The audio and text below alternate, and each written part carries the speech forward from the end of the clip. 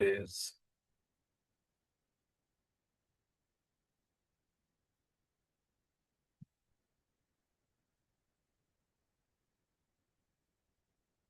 ॐ अज्ञानतिमिरान्धस्य ज्ञानाञ्जनशलाकया चक्षुरोन्मिलितं येन तस्मै श्रीगुरवे नमः।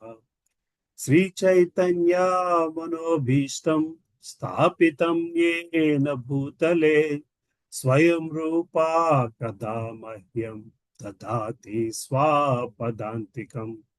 वन्देऽहं श्रीगुरो श्रीयुतापदकमलं श्रीगुरुवैष्णवांश्च श्रीरूपं साग्रजातां सहगणा रघुनाथान्वितं तं सजीवं साद्वैतं सावधूतं परिजना सहितं कृष्णचैतन्यदेवं श्री राधा कृष्ण पदान सहगणा ललिता श्री विशाखान्वितांश्च हे कृष्णा करुणा सिंधो दीनबन्धो जगत्पते गोपेशा गोपिका कान्ता राधा कान्ता नमोस्तुते तप्त कांचना गौरांगी राधे वृंदावनेश्वरी वृषभानुस्तुते देवी नमामि हरिप्रिये वाञ्छाकल्पतरुभ्यश्च कृपा सिन्धुभ्य एव च पतितानां पावनेभ्यो वैष्णवेभ्यो नमो नमः। जय श्री कृष्णा चैतन्य प्रभु नित्यानंद श्री अद्वैता गदाधर श्रीवासादि गौर भक्त वृंद। हरे कृष्णा कृष्णा कृष्णा हरे हरे हरे रामा हरे रामा राम रामा हरे हरे। ओम नमो भगवते वासुदेवाय। ओम नमो भगवते वासुदेवाय। ओम नमो भगवते वासुदेवाय। नारायणं नमस्कृत्यं नरं चैव नरोत्तमं देवीं सरस्वतीं व्यासं ततो जयमुदीरयेत्।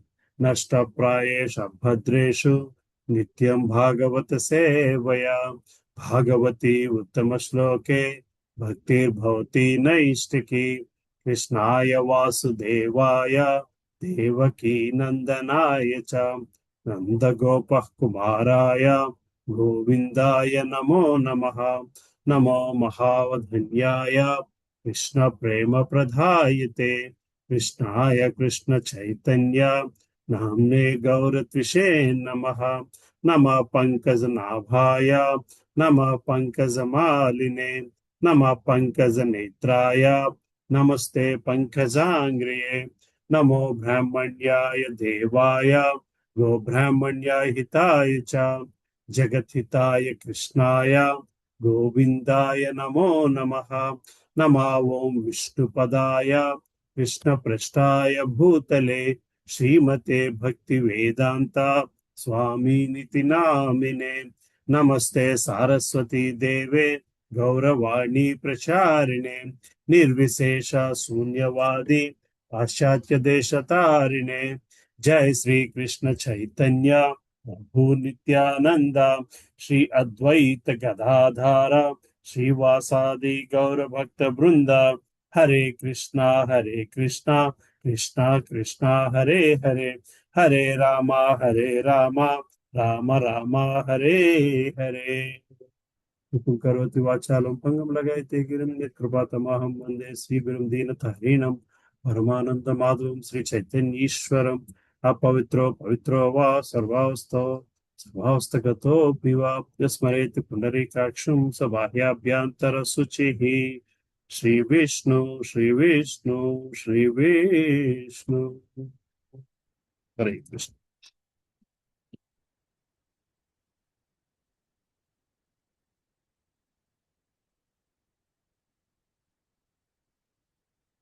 So we are in the 13th chapter, right?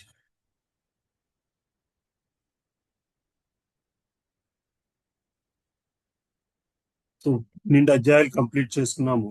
So ఈ వారం నుంచి 13వ అధ్యాయము జ్ఞానయోగంలోకి ఎంటర్ అవుతున్నాం. సో భక్తి యోగం అయిపోయింది. సో భగవద్గీతలోని మొదట 6 అధ్యాయాలు కర్మయోగము, తర్వాత లాస్ట్ 6 అధ్యాయాలు జ్ఞాన యోగము, మధ్యలో భక్తి యోగం ఉంటుంది అని చెప్పుకొచ్చాము. దిస్ ఇస్ లైక్ భక్తి యోగం ఈ శాండ్విచ్ బిట్వీన్ కర్మయోగం అండ్ జ్ఞాన యోగం. సో 13వ అధ్యాయము మళ్ళీ అర్జునుడు ప్రశ్నలతో స్టార్ట్ అవుతుంటుంది.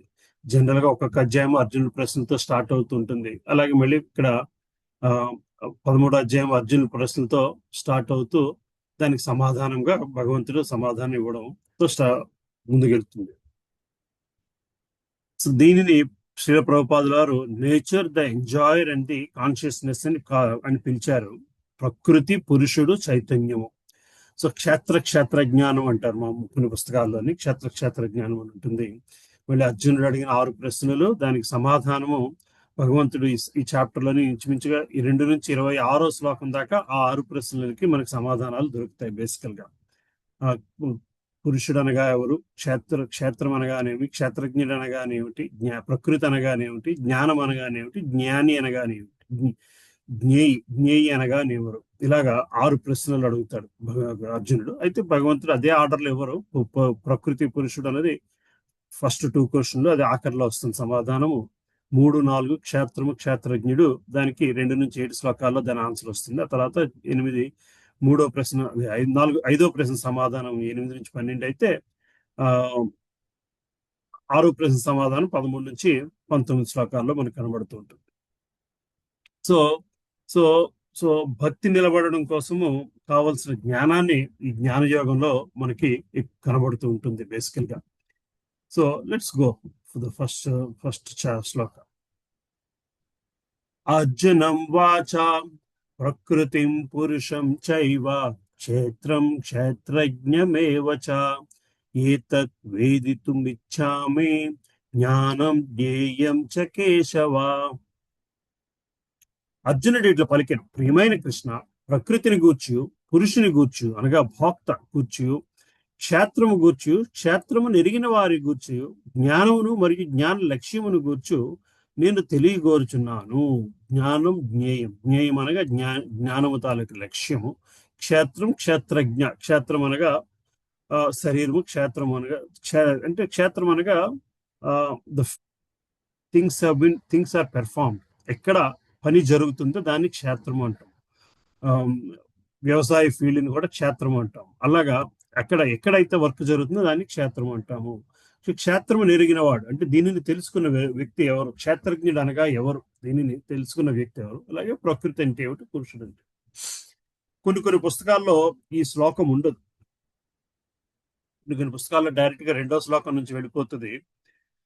ఈ శ్లోకము ఉన్నా లేకపోయినా పెద్దగా డిఫరెన్స్ లేదు. ఎందుకంటే కాంటెక్స్చువల్ గా ఈ శ్లోకము ఉంటేనే మిగతా వాటికి సమాధానం అనిపిస్తుంది. బేసిక్ గా భగవంతుడి క్షేత్రజ్ఞానంతో స్టార్ట్ చేస్తాడు.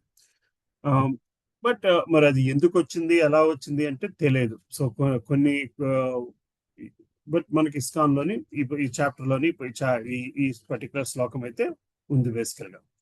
సో ప్రకృతి అనగా భౌతిక స్వభావం, మెటీరియలిస్టిక్ వరల్డ్, రైట్. అర్జునుడు అడిగిన 6 ప్రశ్నల తాలూకా ఏంటయ్యా అంటే ఈ భౌతిక ప్రపంచం తాలూకా స్వభావం ఏమిటి. పురుష అంటే పదార్థం ఆనందించేవాడు, ఈ భౌతిక ప్రపంచాన్ని ఆనందించే వ్యక్తి. బేసికలీ పురుష అంటే పరమ పురుష అంటాం మనం భగవంతుని. ఎందుకంటే మొత్తం ఈ బ్రహ్మాండాన్ని, ఈ ప్రకృతిని, దీన్ని సృష్టిని ఆనందించగలిగే వ్యక్తి పరమ పురుషుడు బేసికలీ. క్షేత్ర అనగా భౌతిక ప్రపంచంలో పని చేయగల ప్రదేశం క్షేత్రము. క్షేత్రజ్ఞ అంటే క్షేత్రము తెలిసిన వాడు. జ్ఞానము అంటే జ్ఞానము మరియు జ్ఞానాన్ని పొందే ప్రక్రియ. జ్ఞేయము అంటే జ్ఞానము యొక్క వస్తువు, జ్ఞానముని ఎట్లా వాడాలి అనేది తెలుసుకునే వ్యక్తిని జ్ఞేయము అంటారు. సో ఈ అధ్యాయం అంతా కూడా ఈ 6 విషయాలతోనే రన్ అవుతూ ఉంటుంది. So let's get into the first shloka, భగవంతుడు చెప్పిన సమాధానం.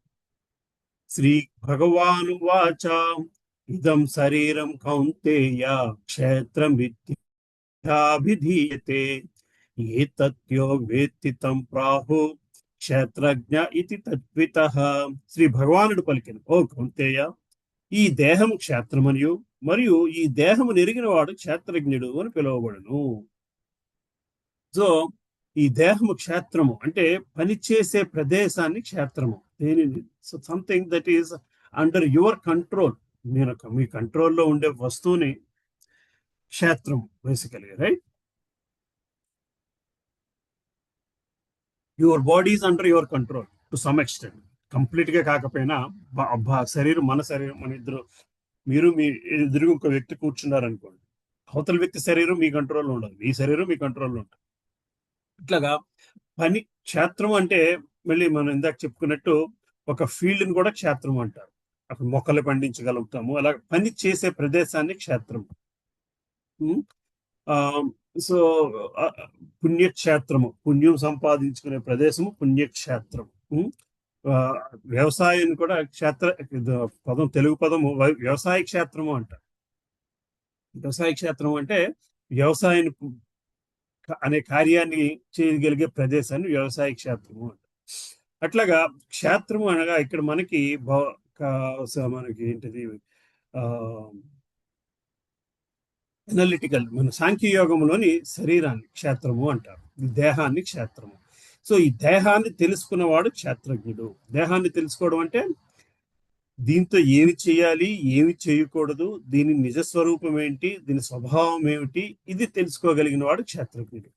సో అంటే ఆ విచక్షణ జ్ఞానం ఉన్నవాడు. మానవుడికి ఆ విచక్షణ ఉంటుంది, జంతువులకు వచ్చేసరికి ఆ విచక్షణ ఉండదు. మళ్ళీ మనం కొంచెం ముందుకు వెళ్ళాక ఆ డిఫరెన్సెస్ చూద్దాం బేసికల్ గా. సో నేను ప్రభుపాదుల వారి భాష్యం చూసి మళ్ళీ దెన్ విల్ కమ్ బ్యాక్. సరే,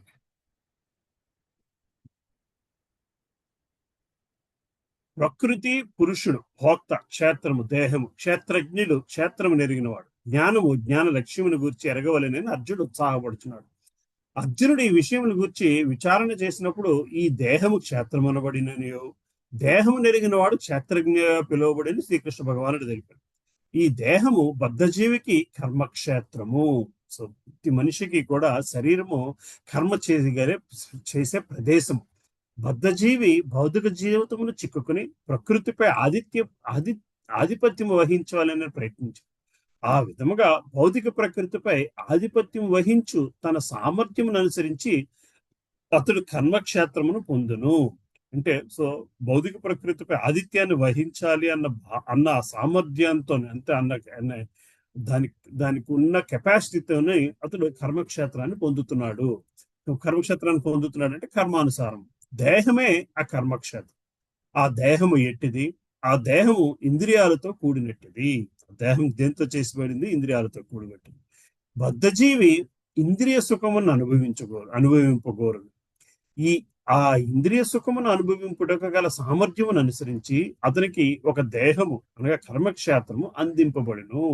సో మన కోరికానుసారము మనం ఎటువంటి కోరికలు తీర్చుకోవాలి అనుకుంటే దానికి అనుగుణంగా ఉండే శరీరము మనకి ఇవ్వబడుతుంది అన్న విషయాన్ని మనము గ్రహించాలి. కనుక దేహము బద్ధజీవుని క్షేత్రమని లేక కర్మక్షేత్రము అని చెప్పబడింది. సో ఈ శరీరం దేనికి ఇవ్వబడ్డది?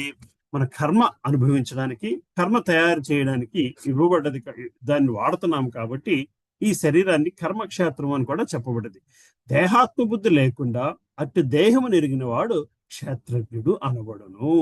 సో దేహాత్మ బుద్ధి లేకుండా అటు దేహాన్ని అట్టి దేహము నెరిగిన వాడు క్షేత్రజ్ఞుడు అనబడు. క్షేత్రమునకు మరియు క్షేత్రజ్ఞునకు అనగా దేహమునకు మరియు దేహము ఎరిగిన వానికి గల భేదము ఎరుగుట కష్టమేమీ కాదు. ఉదాహరణకు బాల్యము నుండి వృద్ధాప్యం వరకు దేహమునందు అనేక మార్పులు జరుగుచున్నను దేహదారి ఏమాత్రము మార్పు చెందకుంది. ఈ విధముగా క్షేత్రమునకు మరియు క్షేత్రజ్ఞునికి నడుమ భేదము గలదు. ఇట్లు బద్ధజీవుడు తాను దేహము కంటే భిన్నుడు అని అవగాహన చేసుకోగలను. సో శరీరం మార్పులు చెందుతుంది, కానీ శరీరం లోపల ఉన్న వ్యక్తి మనం అదే ఉంటున్నాం. మనకు గుర్తుంటుంది, చిన్నప్పుడు ఇలా జరిగింది, అప్పుడు అలా జరిగింది, ఇప్పుడు ఇలా జరిగింది.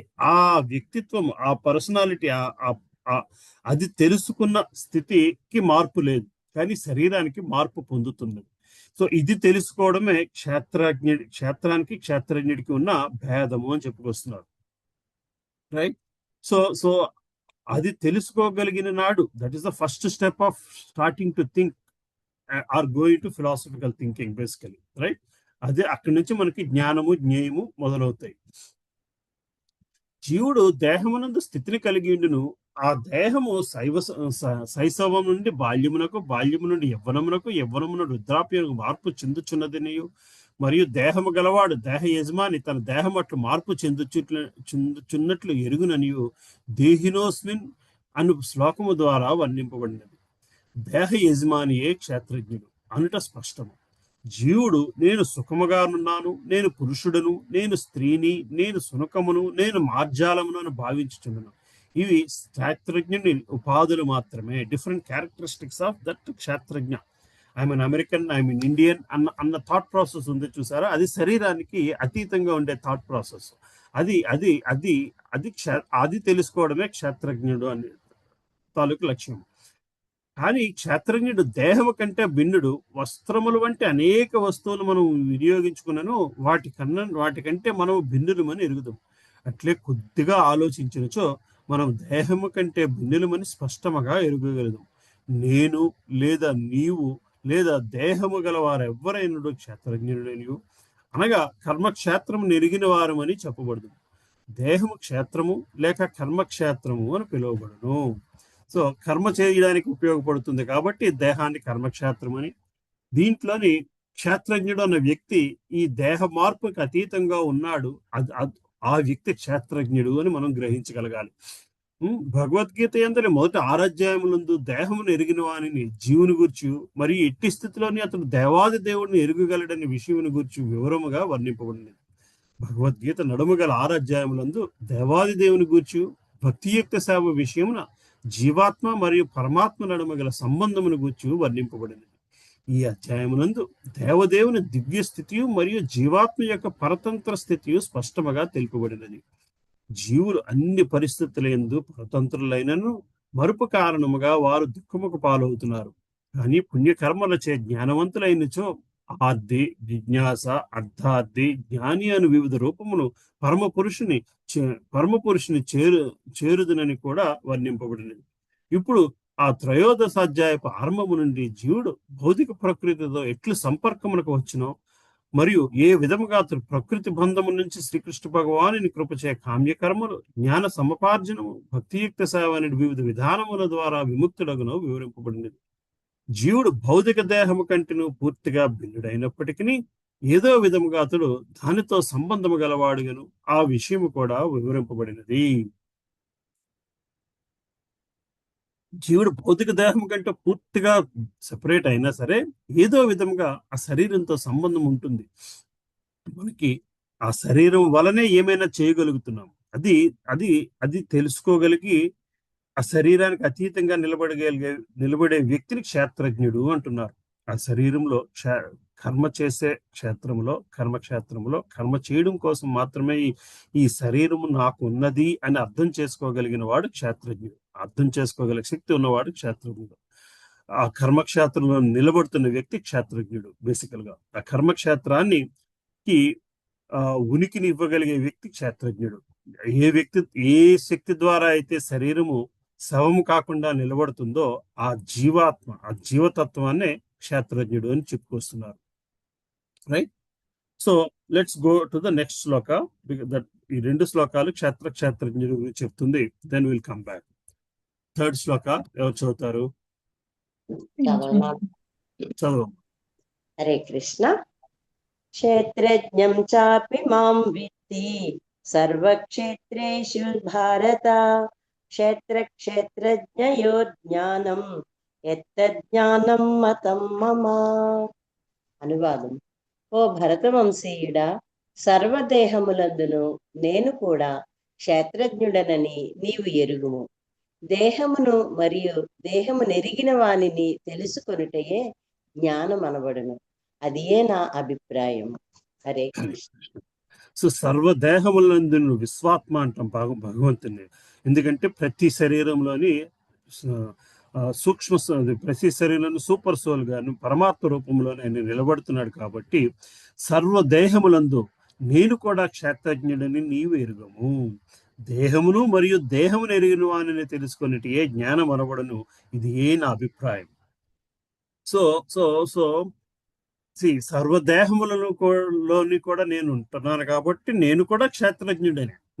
దేహమును ఎరిగిన వానిని తెలుసుకునేటి ఏ జ్ఞానం అనమాట. అంటే జ్ఞానం అంటే ఏమిటంటే శరీరానికి ఓనర్ ఎవరున్నారయ్యా? జీవాత్మతో పాటు పరమాత్మ. ఈ ఈ జీవాత్మ పరమాత్మ సంబంధం తెలుసుకోవడమే జ్ఞానం అనబడును. ఇది ఏ నా అభిప్రాయం. మళ్ళీ ఇది ఏ నా అభిప్రాయం అంటే ఏంటి? మనం చెప్తుంటాం, మనం ఇఫ్ యు ఆస్క్ మీ, నన్ను అడిగితే అంటుంటాం చూసారా. అలాగా చెప్పడం కాదు. నన్ను అడిగితేనండి అంటూ మొదలు పడతా అడగకపోయినా. That is really personal opinion, అది పర్సనల్ ఒపీనియన్. ఇక్కడ కృష్ణుడు ఇది ఏ నా అభిప్రాయం అని చెప్పడంలో ఉద్దేశం ఏంటంటే దిస్ ఈజ్ అబ్సల్యూట్. దీనిని మించిన ఎక్స్ప్లెనేషన్ లేదు అని చెప్పడం బేసికల్ గా. ఎందుకంటే ఈ పాటికి పరమాత్ముడు 12, 11, 10 చాప్టర్స్ అన్నిట్లోని కూడా తను దేవాది దేవుడు అని ఎస్టాబ్లిష్ చేసుకొచ్చింది. దేవాది దేవుడిగా నేను చెప్తున్నాను అర్జున, క్షేత్రజ్ఞుడు అంటే క్షేత్రానికి ప్రతి శరీరానికి క్షేత్రం అని పిలుచుకొచ్చాడు. అందులో నిలబడిన వ్యక్తి జీవాత్మ క్షేత్రజ్ఞుడు అన్నాడు. అంతేకాదు జీవాత్మతో పాటు పరమాత్మ కూడా అందులో ఉన్నాడు అని చెప్పుకొచ్చాడు. ఈ రెండిటి రిలేషన్ తెలుసుకోవడమే జ్ఞానం అర్జున. ఇది ఎంత ఇంపార్టెంట్ అయిన విషయం అని చెప్పుకొస్తున్నాడు. ఇది ఏ నా అభిప్రాయము, ఇది ఇంపార్టెంట్ అని చెప్పడం వేరు, ఇది నేను చెబుతున్నాను అర్జున అని చెప్పడం వేరు.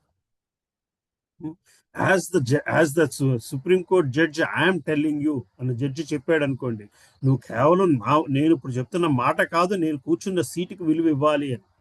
అట్లాగా అర్జునుడికి శ్రీకృష్ణ పరమాత్ముడు ఇది నా అభిప్రాయం అర్జున అంటే దేవాది దేవుడిగా నేను చెప్తున్నాను అర్జున అంటే, ఇక్కడ మనం గ్రహించాల్సింది ఈ జీవాత్మ పరమాత్మ తాలూకు సంబంధం ఎంత ఇంపార్టెంట్ భగవంతుడు చెప్పుకొస్తున్నాడు.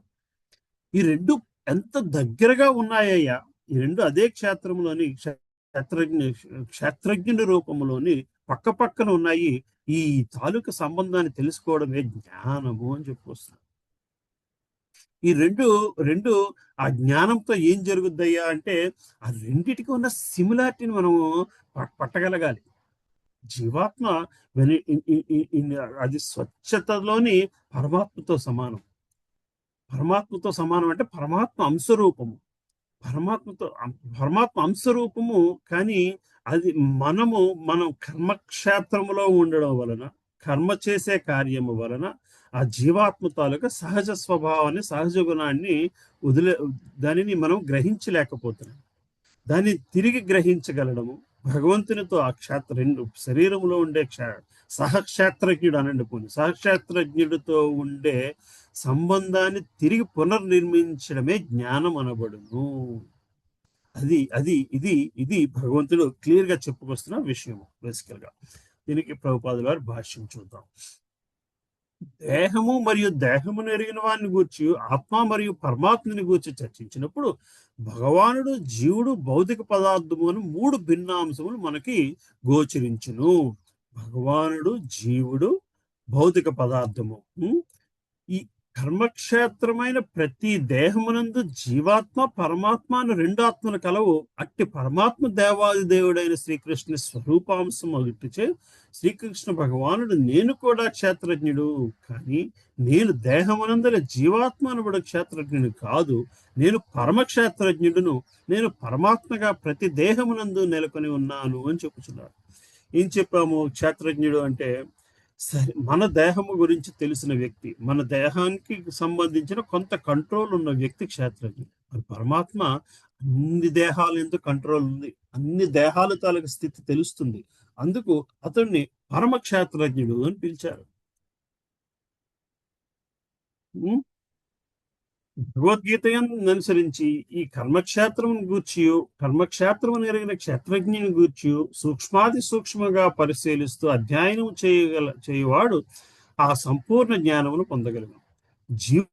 జీవుల దేహములన్నిటి యందును నేను క్షేత్రజ్ఞుడనై ఉన్నాను క్షేత్రజ్ఞుడై ఉన్నాను అని భగవానుడు చెప్తున్నాడు. జీవుడు తన దేహముల గురించి మాత్రమే ఎరిగి ఉండవచ్చును, కానీ అతనికి ఇతర దేహముల గురించి జ్ఞానం ఉండదు.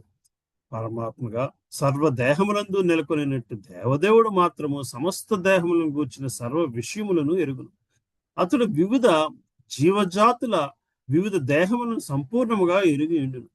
దేశ పౌరుడు తనకున్న కొద్దిపాటి భూభాగమును గూర్చి ఎరుగవచ్చును, కానీ దేశములేని రాజు తన రాజప్రసాదమును గూర్చియే కాకుండా పౌరులందరూ వ్యక్తిగతంగా కలిగిన ఆస్తులన్నిటి గూర్చి ఎరుగు. అదే విధముగా జీవుడు వ్యక్తిగతముగా తన దేహమునకు యజమాని కావచ్చు, కానీ పరమపురుషుడు సర్వదేహములకు యజమానుడై ఉండను. భగవంతుడు కూడా క్షేత్రజ్ఞుడు అవడం వలన ఆయన కేవలము మన దేహానికే కాదు, అన్ని దేహాలకి కూడా యజమాని అయి ఉన్నాడు. రాజ్యమునేడు రాజు రాజ్యమునకు ప్రధాన యజమానుడు, పౌరులు అప్రధాన యజమానుడు. అట్లే పరమపురుషుడు దేహాలన్నిటికీ సర్వ అధికారి అని చెప్పుకొస్తున్నారు. దేహము ఇంద్రియములను కూడి ఉండును, పరమపురుషుడు హృషికేశుడు అనగా ఇంద్రియములు నియంత్రించువాడు అని అర్థము. రాజ్యములోని సమస్త కార్యములకు రాజు ప్రధాన నిర్వాహుడైనట్లు దేవదేవుడు సర్వేంద్రియములకు ఆది నియామకుడు. నేను కూడా క్షేత్రజ్ఞుడు అని భగవానుడు చెప్పుచున్నాడు. అనగా అతడు పరమ క్షేత్రజ్ఞుడనియు జీవాత్మ తన ప్రత్యేక దేహమును మాత్రమే ఎరుగునని భావం. కనుకనే వేదవాంగ్మయము మహాభారతమునందు ఇట్లా చెప్పబడింది: క్షేత్రాణి శరీరాణి బీజం చాపి శుభాశుభే తాని వేత్తిన యోగాత్మ తత క్షేత్రజ్ఞ ఉచ్యతే. మహాభారతం 12వ పర్వంలోనే 339 అధ్యాయం 6వ శ్లోకం అనుకుంటా. 339 అధ్యాయాలు ఉన్నాయో లేదో తెలియదు. సో వేదవాంగ్మయం మహాభారతంలో చెప్తున్న విషయాన్ని మనకి ఇక్కడ రిఫర్ చేస్తున్నారు. ఈ దేహము క్షేత్రం అనబడును, దీని యందు క్షేత్రజ్ఞుడు దేహం యొక్క యజమాని మరియు క్షేత్రజ్ఞుని గూర్చిన తెలిసిన పరమ పురుషుడు నివసించును కనుక భగవానుడు సర్వక్షేత్రజ్ఞుడు అని చెప్పబడింది. కర్మక్షేత్రమైన దేహమునకు కర్మక్షేత్రమైన దేహమునకు కర్మజ్ఞునకు పరమ కర్మజ్ఞునకు నడుమ గల భేదము ఈ విధముగా వివరింపబడింది.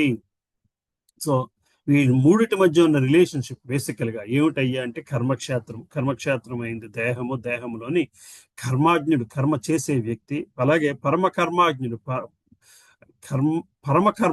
మన కర్మకి పరమ ఆదేశి అయిన భగవంతుడు తాలూకు పరమాత్మ రూపము. ఈ మూడు ఉండే ప్రదేశం క్షేత్రము. ఈ మూడు ఉన్న స్థితిని మనం అర్థం చేసుకోవాలి. దేహము ఆత్మ పరమాత్మల వాస్తవ స్థితిని పూర్తిగా ఎరుగుటియే వైదిక గ్రంథములందు జ్ఞానముగా చెప్పబడినది. అది శ్రీకృష్ణుని అభిప్రాయము. ఈ మూడిటి మధ్య ఉన్న సంబంధాన్ని తెలుసుకోవడమే జ్ఞానం. ఆత్మ మరియు పరమాత్మలు ఒకటే అయినను అదే సమయమున వాటి మధ్య భేదము గలదని అవగాహనయే జ్ఞానం. ఈ రెండిటికి ఒకటే, రెండు కూడా ఆత్మ పరమాత్మ స్థితిలోంచి ఒక అణువు రూపంలో వచ్చిన ఆత్మ అని అర్థం చేసుకున్న, ఒకటే అని తెలుసుకోగలిగిన అదే సమయంలో వాటి మధ్య ఉన్న డిఫరెన్స్ మనం అర్థం చేసుకోవాలి.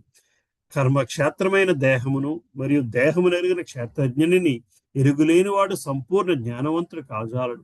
ఏదేని ఒక చిత్రమును చూచువాడు చిత్రకారుని గూర్చి, చిత్రమును గూర్చి, చిత్ర ఫలకమును గూర్చి ఎట్టి భ్రమకు గురి కానట్లుగా మానవుడు ప్రకృతి యొక్కయు, పురుషుని యొక్కయు, ఈశ్వరుని యొక్కయు స్థితిని సంపూర్ణముగా అవగాహన చేసుకునవలెను. ఈ మూడింటికి సంబంధించిన వివిధ స్థితులకు సంబంధించిన విషయమున ఎవ్వరూ ఎట్టి భ్రమకు గురి కారాదు. కర్మక్షేత్రమైన ఈ భౌతిక జగత్తే ప్రకృతి. అట్టి ప్రకృతిని అనుభవించేవాడు జీవుడు. ఈ రెండింటిని నియంత్రించేవాడు పరమేశ్వరుడు. శ్రీకృష్ణ భగవానుడు ఈ విషయమును శ్వేతస్వరూపనిషత్తునందు ఇట్లు చెప్పబడినది: భోక్తా భోగ్యం ప్రేరితారం చమత్వా సర్వం ప్రోక్త్రం త్రివిధం బ్రహ్మమేతత్. బ్రహ్మభావమును మూడు విధములుగా గలవు. ప్రకృతియే కర్మక్షేత్ర రూపమైన బ్రహ్మము. జీవుడు కూడా బ్రహ్మము. అతడు భౌతిక ప్రకృతిని నియంత్రించుటకు ప్రయత్నించుచుండును. ప్రకృతి మరియు జీవుడు వీరిరువురిని నియంత్రించేవాడు కూడా బ్రహ్మమే కానీ అతడే నిజమైన నియామకుడు. మళ్ళీ వీటి మూడిటికి ఉన్న సంబంధాన్ని వేరొక రిఫరెన్స్ నుంచి మనకి శిల ప్రభుపాదులు వారు ఇస్తున్నారు. ఈ అధ్యాయమున క్షేత్రము నెరిగిన ఈ 20 క్షేత్రజ్ఞులలో ఒకడు చ్యుతుడనియు మరి ఒకడు అచ్యుతుడనియు కూడా వివరింపబడింది. ఒకడు దివ్యుడు మరొకడు పరతంత్రుడు. ఈ ఇరువురు క్షేత్రజ్ఞులు ఒకరేనని భావించువాడు నేను కూడా క్షేత్రజ్ఞుడు అని స్పష్టముగా చెప్పుచున్నట్టు దేవాది దేవుని వాక్కులు నిరాకరించిన వారగుదురు. త్రాడును చూచి పామును భ్రమించేవాడు జ్ఞానవంతుడు కాదు. వాస్తవునకు అనేక రకములైన దేహమును మరియు అనేక రకములైన దేహ యజమానులు కూడా కలరు.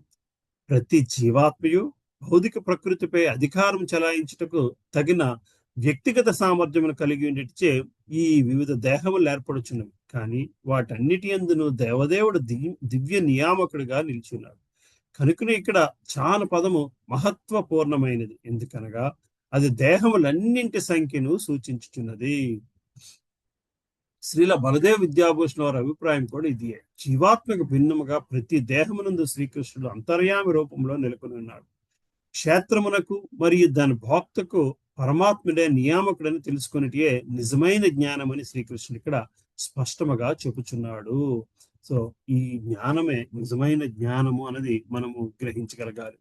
క్షేత్రజ్ఞ జ్ఞానం బేసికల్ గా ఇది ఎక్స్ప్లెయిన్ చేసేది ఈ చాప్టర్ అంతా కూడా. శరీరాన్ని కర్మ చేసే శరీరాన్ని క్షేత్రమని, దానిని ఆజ్ఞాపించే వ్యక్తి క్షేత్రజ్ఞుడని, అట్లాగనే క్షేత్రంలోని శరీరంతోని ఆత్మతో పాటు పరమాత్మ స్వరూపుడు కూడా ఉన్నాడు. అందువల్ల పరమాత్ముడు కూడా క్షేత్రజ్ఞుడు. ఈ క్షేత్రజ్ఞుల మధ్య ఉన్న రిలేషన్ ని తెలుసుకోవడమే జ్ఞానము అని చెప్పి శ్రీకృష్ణ పరమాత్మ చెప్తున్నాడు. జ్ఞేయము దగ్గరకు వచ్చేసరికి ఆ జ్ఞానముతోని ఏమి చెయ్యాలి, ఆ జ్ఞానముతోని ఎటువంటి గోల్కి రీచ్ అవ్వాలి అని తెలుసుకోగలిగే వ్యక్తి జ్ఞేయి అని చెప్పి మనకి నెక్స్ట్ శ్లోకాల్లో వస్తుంది. రైట్, 4వ శ్లోకంకి వెళ్దామా?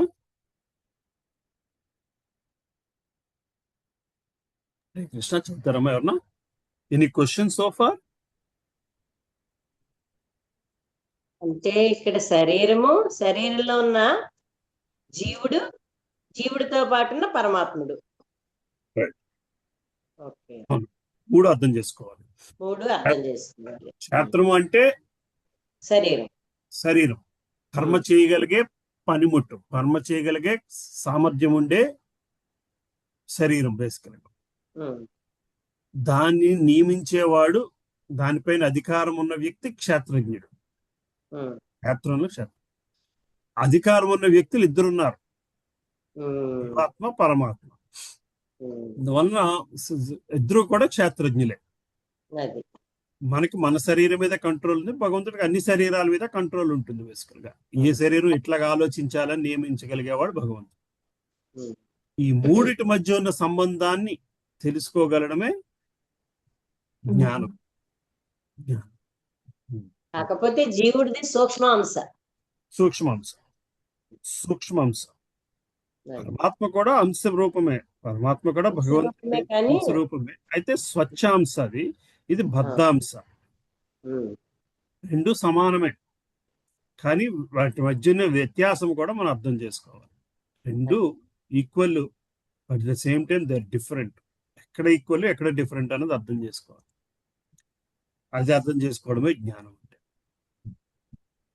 రైట్? సో అది ఎందుకు ఆ డిఫరెన్స్ ఎక్కడి నుంచి వచ్చింది? ఒకటి ప్రకృతి, ఒకటి పురుషుడు. ఒకటి ప్రకృతి తత్వం, ఒకటి పురుష తత్వం. ఆ ప్రకృతి పురుషతత్వం కూడా మనకి ఎక్స్ప్లెయిన్ చేసుకొస్తారు నెక్స్ట్. 4వ శ్లోకం చదువుతారు సుజాతమాతది. చదువుతాను ప్రభుజీ. హరే కృష్ణ. తత్క్షేత్రం యచ్చ యాదృక్చ యద్వికారి యతశ్చ యత్ సచ యో యత్ ప్రభావశ్చ తత్సమాసేన మే శృణు. అనువాదం. ఇప్పుడు ఈ క్షేత్రమును, అది నిర్మింపబడిన విధానమును, దాని యందలి మార్పులను, దేని నుండి అది ఉద్భవించినదనడి విషయమును, క్షేత్రజ్ఞుడెవడు మరియు అతని ప్రభావములను గూర్చిన సంక్షిప్త వర్ణనను ఆలకింపము. హరే కృష్ణ. ఈ క్షేత్రము అది నిర్మించబడిన విధానము, ఈ శరీరం, క్షేత్రం అంటే శరీరం అన్నాం, దేహం ఎట్లా నిర్మించబడిందయ్యా, దాని అందరి మార్పులు ఎట్లా వస్తున్నాయి, దేని నుంచి అది ఉద్భవించింది అనే విషయమును క్షేత్రజ్ఞుడు మరియు అతని ప్రభావం గురించి. సో ఇందులో ఉన్న క్షేత్రజ్ఞుడు అంటే మన జీవాత్మ తాలూకు ప్రభావం గురించి, పరమాత్మ తాలూకు ప్రభావం గురించి కూడా, మరియు అతని గుర్చిన నా సంక్షిప్త వర్ణమును ఆలకింపము. హరే కృష్ణ. ఒక్క నిమిషం అమ్మా, బెల్ కొడుతున్నారు.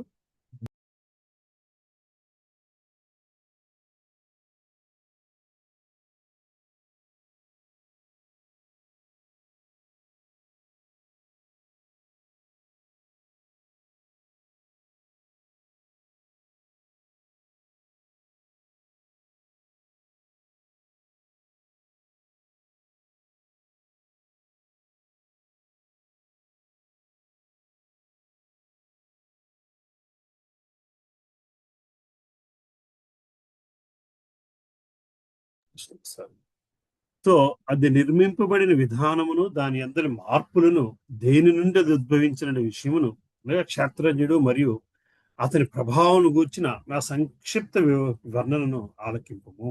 Right. So let's go to the purport. భగవానుడు కర్మక్షేత్రమును, కర్మక్షేత్రపు జ్ఞాత అయిన క్షేత్రజ్ఞుని వారి సహజ స్థితిని గురించి ఇక్కడ వర్ణించుచున్నాడు. కర్మక్షేత్రము దేహము, కర్మక్షేత్రపు జ్ఞాత ద ఓనరు, వారి సహజ స్థితిని గురించి ఇక్కడ వర్ణిస్తున్నాడు. ఈ దేహము ఎట్లు నిర్మింపబడుచున్నది, ఏ మూలకము నుంచి ఇది ఏర్పడబడుచున్నది, ఎవరు ఆధీనంలో ఈ దేహము పనిచేయుచున్నది, దీని అందరి మార్పు ఎట్లు కలుగుచున్నది, ఈ మార్పులు ఎక్కడి నుంచి కలుగుచున్నవి, అట్టి మార్పునికి కారణం ఏమిటి, జీవాత్మ చర్మ గమ్యం ఏమిటి, ఆత్మ యొక్క నిజమైన రూపం ఏమిటి అను విషయములను ప్రతి ఒక్కరూ ఎరగవలసి ఉన్నది. అట్లే జీవాత్మను పరమాత్మ నడుమగల భేదమును, వాటి వివిధములైన ప్రభావమును, శక్తులు వంటి వాటిని కూడా మానవుడు ఎరగవలసి ఉన్నది. ఎవరైనాను దేవదేవుని స్వయముగా ఉపదేశించిన వర్ణనను బట్టి నుండి ఈ భగవద్గీతను అవగాహన చేసుకునేచో సర్వము స్పష్టము కాగలదు. కానీ దేహములన్నిటి యందు దేవదేవుడు జీవాత్మతో సమానుడని ఎవ్వరూ భావింపరాదు. అట్టి భావన కొంతవరకు శక్తివంతుడైన వారిని శక్తిహీనునితో సమానము చేయుటే కాగలదు. సో శరీరము ఆత్మ పరమాత్మ అణువైనా సరే రెండు సమానం అనుకోవడంలో పరమాత్మని జీవాత్మతో సమానం చేసేస్తున్నాం. జీవాత్మ ఎక్కడి నుంచి వచ్చింది, పరమాత్మ ఎక్కడి నుంచి వచ్చింది, ఈ జీవాత్మ తన అలా బిహేవ్ చేయడానికి కారణమైన క్షేత్రంలోంచి కదా రిఫరెన్స్ మనకు వస్తుంది, శరీరంలోంచి కదా రిఫరెన్స్ వస్తుంది. శరీరము దేని వల్లతో తయారు చేయబడ్డది, అది ఎందుకు అట్లా బిహేవ్ చేస్తుంది అన్నదంతా కూడా మనకి ముందు ముందు భగవంతుడు ఈ అధ్యాయంలో మనకి వర్ణిస్తారు అనేది మనం గ్రహించాల్సిన విషయం బేసికల్. రైట్. సో 5వ శ్లోకానికి వెళ్ళిపోదామా.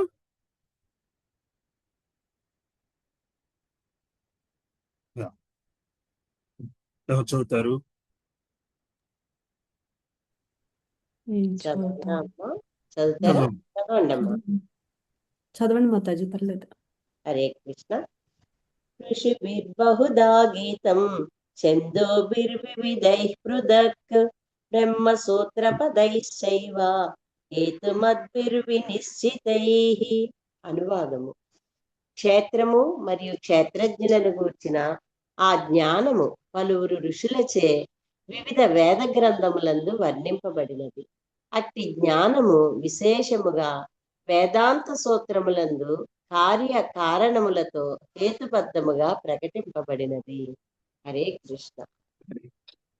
క్షేత్రము మరియు క్షేత్రజ్ఞులు గూర్చిన జ్ఞానం పలువురు ఋషులచే వివిధ వేద గ్రంథములందు వర్ణింపబడినది. అట్టి జ్ఞానం విశేషముగా వేదాంత సూత్రములందు కార్యకారణములతో హేతుబద్ధంగా ప్రకటింపబడినది.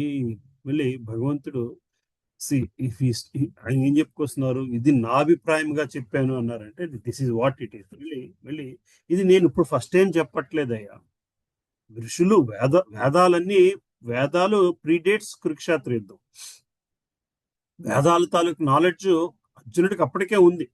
ఈ వేదాలలో కూడా ఇదే మాట చెప్పుకొచ్చారు. క్షేత్రజ్ఞుల గూర్చిన ఆ జ్ఞానం పలువురు ఋషులచే వివిధ వేద గ్రంథములందు వర్ణింపబడినది.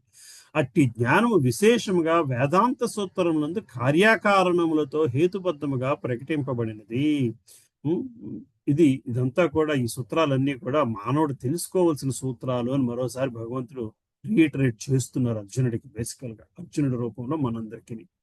వాస్తవానికి ఈ క్షేత్రజ్ఞ జ్ఞానమును విశదీకరించట్లో దేవాది దేవుడైన శ్రీకృష్ణుడే అత్యున్నత ప్రామాణిక అధికారి. ఆయనను విద్వాంసులు మరియు ప్రామాణికాధికారుల పూర్వపు ప్రామాణిక గ్రంథముల నుంచి ఎల్లప్పుడూ నిదర్శనములను చూపుచుందరు. ప్రామాణిక గ్రంథములుగా అంగీకరింపబడిన వేదాంత సూత్రములను నిదర్శనముగా చూపుచు ఇక్కడ శ్రీకృష్ణుడు ఆత్మ పరమాత్మ యొక్క అద్వైతములకు సంబంధించిన మిక్కిలి వివాదాస్పదమైన విషయమును వివరించుచున్నాడు. కనుకనే తొలుతూ అతడు ఇది పలువురు ఋషుల అభిప్రాయం అనుసరించి ఉన్నది అని చెబుతున్నాడు. అటు ఋషులలో వేదాంత సూత్రకర్త అయిన వ్యాసదేవుడు ఒక్క గొప్ప ఋషి. వేదాంత సూత్రములందు ద్వైత్వమును పూర్తిగా వ్యక్తము చేయబడింది. వ్యాసదేవుని తండ్రి అయిన పరాశరముని కూడా గొప్ప ఋషి. అతడు తన విష్ణు పురాణమునందు అహం త్వచ తదన్యే అని రచించి ఉన్నాడు. అనగా నీవును నేనును పలువురును ఇతర జీవులందరూ భౌతిక దేహములందు ఉన్నందును వాస్తవమునకు మనం అందరూ ఆధ్యాత్మిక ప్రకృతికి చెందిన వారమే. కానీ ఇప్పుడు భిన్నమైన మన వివిధ కర్మలను అనుసరించి భౌతిక ప్రకృతిని అనుసరించిన వివిధ గుణములచే బంధితులమైతే కనుక కొందరు ఉత్తమ గుణస్థితి ఎందుండగా మరికొందరు అధమ స్థితి ఎందున్నారు. కానీ ఉత్తమ అధమ స్వభావములు అనేవి అజ్ఞానము వల్ల కలుగుచు అసంఖ్యాకములైన జీవులుగా ప్రకటమవుచుండను. కానీ పతనము లేనటువంటి పరమాత్ముడు మాత్రము ప్రకృతికి సంబంధించిన త్రిగుణములచే కలుస్థితులు కాకుండా దివ్యుడై ఉన్నాడు. అట్టి మూల వేద గ్రంథములందు జీవాత్మకు పరమాత్మలకు దేహమునకు నడుము గల భేదము వివరముగా చెప్పబడింది. దీనిని వివరించిన పలువురు మహర్షులలో పరాశరముని ప్రముఖునిగా పరిగణింపబడుచున్నాడు. ఈ విషయమే ముఖ్యంగా కఠోపనిషత్తునందు కూడా చెప్పబడింది. ఈ శ్లోకమునందరి చాందోబి అనే పదము వివిధ వైదిక గ్రంథములను సూచించును. ఉదాహరణకు యజుర్వేద శాఖ అయిన తైత్తిరీయోపనిషత్తును ప్రకృతిని జీవుని దేవదేవుని గురించి వర్ణించుచున్నది. ఇదివరకే చెప్పమన్నట్లు దేహము కర్మక్షేత్రము, దీనిలో ఆత్మ మరియు పరమాత్మ అని ఇరువురు కూడా క్షేత్రజ్ఞులు కలరు. ఈ అంశము తైత్తిరీయోపనిషత్తునందు బ్రహ్మపుచ్ఛాం ప్రతిష్ఠ అని చెప్పబడినది. అన్నమయ జీవనం కొరకై ఆహారంపై ఆధారపడుట అనబడు దేవదేవుని శక్తి యొక్క వ్యక్తీకరణ ఒకటి కలదు. వాస్తవానికి ఇది దేవదేవుని గూర్చిన భౌతిక అనుభూతి. ప్రాణమైనందు పరతత్వమును ఆహారమునందు అనుభూతిమనర్చుకున్న పిమ్మట మానవుడు దానిని జీవలక్షణములతో లేక జీవరూపములతో అనుభూతి చెందవచ్చును. జ్ఞానమయ మందు పరతత్వపు అనుభూతి అనేది జీవలక్షణము దాటి ఆలోచన, అనుభూతి, కోరిక అటువంటి వ్యాపించింది. తర్వాత విజ్ఞానమయ అనుభూడు బ్రహ్మానుభూతి ఉన్నది. సో వేదాలలో ఎక్కువ మనకి ఈ 5 కోశాల గురించి మాట్లాడుతూ ఉంటారు. అన్నమయ కోశ, ప్రాణమయ కోశ, జ్ఞానమయ కోశ, విజ్ఞానమయ కోశ, ఆనందమయ కోశ. దీనిని అర్థం చేసుకునే స్థితులు బేసికల్ గా మీకు అందరికీ ఈ కోర్సుల గురించి తెలిసే ఉంటుంది బేసికల్ గా, రైట్? అన్నమయ కోశ అంటే the primary focus is food, అంతే. అన్నమయ కోశ ఆహారమే వాళ్ళ ప్రైమరీ ఫోకస్ గా ఉంటుంది. దానికి మించి మరొక జ్ఞానం ఉండదు. ఫర్ ఎగ్జాంపుల్, చిన్నపిల్లలు ఏమి తీసినా సరే నోట్లో పెట్టుకుంటారు. ఏమి కనబడినా సరే అది తినే వస్తువే అన్న భావనలో ఉండేవాళ్ళు. అది అన్నమయ కోశ బేసికల్ గా. అందులో వాళ్ళకి స్టవ్ దగ్గరికి వెళ్తే అది వేడిగా ఉంటుంది, అది ముట్టుకుంటే చెయ్యి కాలుతుంది, ప్రాణాపాయము అన్న భావన కూడా వాళ్ళకి తెలియదు మాట. అది కూడా తినే వస్తువే అనుకుంటారు. వెలుగుతున్న మంట, దాన్ని చేతితో పట్టుకుని తిందాము అంటే అదంటే ఎప్పుడు 24 గంటలు కూడా 24 వాళ్ళ ధ్యాస అక్కడితోనే ఆగిపోయే వాళ్ళది అన్నమయ కోశ బేసికల్గా. ప్రాణమయ కోశ అంటే ఎప్పుడు కూడా ప్రాణభీతితో ఉండేది ప్రాణమయ కోశం. అంటే ప్రాణభీతితో ఉండేది అంటే వాళ్ళ నాలెడ్జ్ అంతవరకే ఉంది. అన్నమయ కోసం ఉండేవాళ్ళు తిండికో దీంతోనే ఉంటే, ప్రాణమయ కోసం ఉండేవాళ్ళు ప్రాణభీతి. సో పక్షులు కానీ జంతువులు కానీ చూస్తే, పక్షులను ఎప్పుడైనా చూస్తే అది ఒక చిన్న గింజ తింటది, అటు ఇటు చూస్తూ ఉంటుంది ఎవరైనా వస్తున్నారేమో, ఇంకో గింజ తింటది అటు ఇటు చూస్తూ ఉంటుంది. ఇది ఏంటంటే ప్రాణరక్షణ అన్న భావనతో జీవిస్తూ ఉంటారు బేసికల్గా. That's the ultimate thing. అంటే that is the ultimate thing for them బేసికల్గా. సో చిన్నపిల్లలకి ఆహారమే అల్టిమేట్ థింగ్ బేసికల్గా. ఈ జంతువు మరి దీనిని మించింది జ్ఞానమయ కోశం. జ్ఞానమయ కోశం అంటే ఈ శరీరం కోసం ఆహారము, ఈ శరీరంలో ప్రాణం అన్నది ఉంది, అది వెళ్ళిపోయిన తర్వాత ఈ శరీరం ఆహారం ఎంత పెట్టినా ఈ శరీరానికి పనికిరాదు అంటే దీనికి అతీతంగా ఉన్న వ్యక్తిత్వం ఏంటయ్యా అంటే అది ఆత్మ అన్న ఆలోచన ఉండగలిగేది అక్కడ దాకా రీచ్ అయిన వాళ్ళు జ్ఞానమయ కోశంలో ఉన్నవాళ్ళు అవుతారు. అంటే ఇది మానవుడికే సాధ్యం, జంతువుకి సాధ్యం లేదు. ఆత్మతత్వం తెలుసుకోవడం జంతువుకి సాధ్యం కాదు. సో ఈ ఆత్మతత్వాన్ని తెలుసుకున్న తర్వాత ఈ ఆత్మతత్వం తెలుసుకున్నాను, ఆత్మ అనేది నేను గ్రహించగలిగాను, ఈ ఆత్మ ఏం చేయాలి, ఈ ఆత్మ తాలూకు జర్నీ ఏమిటి అని క్వశ్చన్ చేసి అది భగవంతునితో సంబంధము, ఈ ఆత్మ తాలూకు లక్ష్యము లక్షణము అని గ్రహించగల విచక్షణ విజ్ఞానమయ కోశం అవుతుంది. ఆ జ్ఞానం నుంచి విజ్ఞానం దాకా వెళ్ళగలడము, దానిని విజ్ఞానమయ కోశ, ఇంక వేరొక కోశ కొన్ని పేర్లు మారుతూ ఉంటాయి. ఆ విజ్ఞానమయ కోశంలోకి వెళ్ళిన తర్వాత అవునా నేను భగవంతుని తాలూకా శక్తిని ఉనికిని గ్రహించగలిగాను అన్న విజ్ఞానముతోని నెక్స్ట్ స్టెప్కి వెళ్ళి ఆ సంబంధాన్ని అనుభవించి రమించగలడమే ఆనందమయ కోశ. ఆ స్థితిలో నిలబడడం ఆనందమయ కోశ. వాళ్ళు ఇంకా అదొక్కటే వాళ్ళ ఆనందం. ఎప్పుడైతే ఆనందమయ కోశలోకి వెళ్ళామో, ఆనందమయ కోశ స్థితికి వెళ్ళామో ఇంకా తిరిగి రావాల్సిన అవసరం ఉండదు. ఎందుకంటే you are enjoying the company of lord basically. So ఇదంతా కూడా they are also related to what we are talking about basically. దివ్యానంద స్వభావం అనుభూతమైన ఆనందమయ్యాను అత్యున్నత స్థితి. ఈ విధముగా బ్రహ్మానుభూతికి 5 దశలు గలవు. వీటన్నింటినీ కలిపి బ్రహ్మపుచ్చ అనబడు. ఈ 5 అన్నమయ, ప్రాణమయ, జ్ఞానమయములు మొదటి 3 స్థితులు జీవుని కర్మక్షేత్రముతో కూడినవి. ఈ జీవుల కర్మక్షేత్రములన్నింటికీ అతీతముగా ఆనందమయుడు అని పిలువబడు పరమపురుషుడును. వేదాంత సూత్రములు కూడా పరమపురుషుని వర్ణించింది. ఆనందమయోభ్యాసత్ అనగా దేవాదిదేవుడి స్వభావముచే ఆనందమయుడై ఉండినని వర్ణించును. దివ్యానందం అనుభవించటికి అతడు విజ్ఞానమయ, ప్రాణమయ, జ్ఞానమయ మరియు అన్నమయ కోశంలోనికి విస్తరించింది. కర్మక్షేత్రములో జీవి భోక్తంగా పరిగణింపబడును. ఆనందమయుడు అయిన భగవానుడు అతనికి భిన్నుడు. అనగా జీవుడు ఒంటరిగా కాకుండా ఆనందమయుడై భగవానునితో కలిసి భోక్త యొగుట నిశ్చయించుకొని అప్పుడు పరిపూర్ణుడగును. పరమక్షేత్రునిగా భగవాని తత్వము, పరతంత్ర క్షేత్రునిగా జీవుని తత్వము, కర్మక్షేత్రపు స్వభావముల యథార్థపు చిత్తరువు ఇదియే. ఈ సత్యమునికై మానవుడు బ్రహ్మసూత్రములందు వేదాంత సూత్రమును అన్వేషింపవలెను. బ్రహ్మసూత్రములందు ధర్మములు కార్యకారణములను అనుసరించి చక్కగా ఏర్పడబడిచినవి. ఈ శ్లోకంలో చెప్పబడుతున్నది.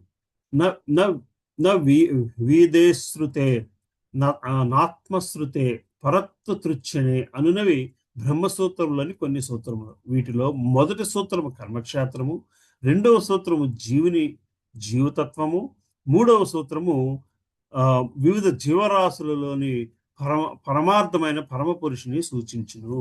మళ్ళీ మనకి బ్రహ్మసూత్రాలు కూడా ఈ మూడిటి గురించి చెబుతున్నాయి అని చెప్పి శ్రీల ప్రభుపాదుల వారు మనకి రిఫరెన్స్ ఇస్తున్నారు. బ్రహ్మసూత్రాలు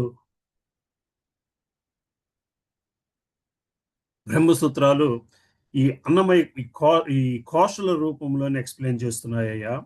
అన్నమయ కోశ, ప్రాణమయ కోశ, జ్ఞానమయ కోశ దగ్గర క్షేత్ర జ్ఞానం అయితే క్షేత్రజ్ఞుని నాలెడ్జ్ మనకి విజ్ఞానమయ కోశ దగ్గర నుంచి ఆత్మతత్వము, పరమాత్మతత్వము మనం అర్థం చేసుకోగలిగిన వాడు విజ్ఞానమయ కోశలో ఉంటాడు. పరమాత్ముడు క్షేత్రజ్ఞుడు అని తెలుసుకోగలడము మళ్ళీ మనకి ఆనందమయ కోశలోని తెలుసుకున్న తర్వాత ఆనందమయ కోశలో నిలబెడాలి అనేది బ్రహ్మసూత్రాలు చెబుతున్నాయ్యా. ఈ సూత్రాలు కూడా ఈ 3 విషయాల గురించే మాట్లాడుతున్నాయి అని చెప్పి మనకి ప్రభుపాదుల వారు గుర్తు చేస్తున్నారు.